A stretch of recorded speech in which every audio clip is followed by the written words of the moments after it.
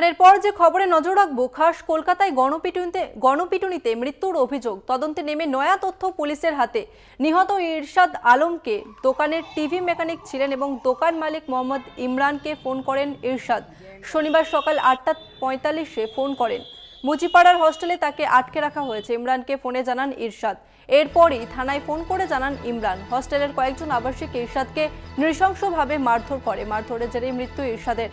ইমরানের বয়ানে দাবি, পুলিশের তদন্তে নতুন তথ্য, মুচিপাড়া থানায় খুন সহ একাধিক ধারায় মামলা। 14 জন হস্টেল আবাসিককে গ্রেপ্তার করেছে। শহর কলকাতায় চোর সন্দেহে যুবককে পিটিয়ে খুন এবং যার জেরে মৃত্যু হয় ওই যুবকের, এবং এরপরেই নতুন তথ্য উঠে আসে পুলিশের হাতে।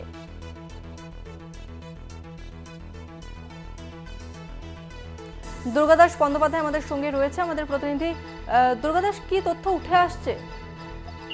দেখো, তুমি জানো যে গতকাল মুচিপাড়া উদাহরণ হস্টেলে যে ঘটনাটি ঘটে, অর্থাৎ মোবাইল চোর সন্দেহে 47 বছর বয়সী মোহাম্মদ ইরশাদ, তার যে মৃত্যু হয়েছে এবং সেই মৃত্যুর কারণ শুনতে গিয়ে যখন গতকালকেই আমরাই বলেছিলাম যে 14 জনকে আটক করা হয়েছে এবং পরবর্তী ক্ষেত্রে জিজ্ঞাসাবাদ চলাকালীন কাল রাতে ওই 14 জনকেই অ্যারেস্ট করা হয়েছে বলে আমাদের কাছে খবর। এবং কলকাতা পুলিশের পক্ষ থেকে এবং উচ্চপদস্থ আধিকারিকরা এখনো পর্যন্ত এই ঘটনার সত্যতা এবং ঘটনার পেছনের কি কারণ রয়েছে তার সেটা জাল করার পাশাপাশি এই উদয়ন হস্টেলের আশপাশে যে সমস্ত সিসিটিভি রয়েছে তার ফুটেজ চেক করা হচ্ছে যে এর সাথে আর অন্য কোনো ব্যক্তি অন্য কোনো কারণে জড়িত ছিল কিনা বা বহিরাগত কেউ এখানে এসেছিল কিনা, এই ঘটনার পেছনে আর অন্য কোনো সূত্র পাওয়া যায় কিনা সেই কিন্তু সিসিটিভি ফুটেজে পটিয়ে রাখা হচ্ছে।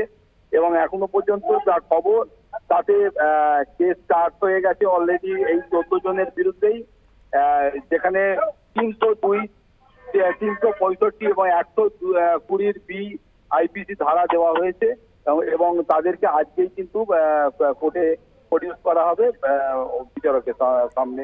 এবং যেটা জানা যাচ্ছে যে এই বিষয়টিকে এতটাই সিরিয়াসলি নিয়েছে কলকাতা পুলিশ যে তাদের জামিনের যে আবেদন এদের এই 14 জনের পক্ষ থেকে যেটা করা হবে তার বিরোধিতা করা হবে।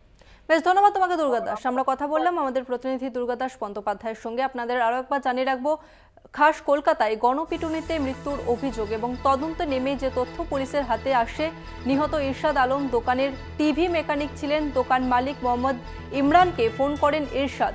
শনিবার সকাল 8:45 ফোন করেন এবং মুচিপাড়ার হস্টেলে তাকে আটকে রাখা হয়েছে, ইমরানকে ফোনে জানান ইরশাদ। এরপরই থানায় ফোন করে জানান ইমরান। হস্টেলের কয়েকজন আবাসিক ইরশাদকে নৃশংসভাবে মারধর করে। মারধরের জেরেই মৃত্যু হয় ইরশাদের। ইমরানের বয়ানে এমনটাই দাবি। পুলিশের তদন্তে নতুন তথ্য, মুচিপাড়া থানায় খুন সহ একাধিক ধারায় মামলা, 14 জন হস্টেল আবাসিক গ্রেপ্তার।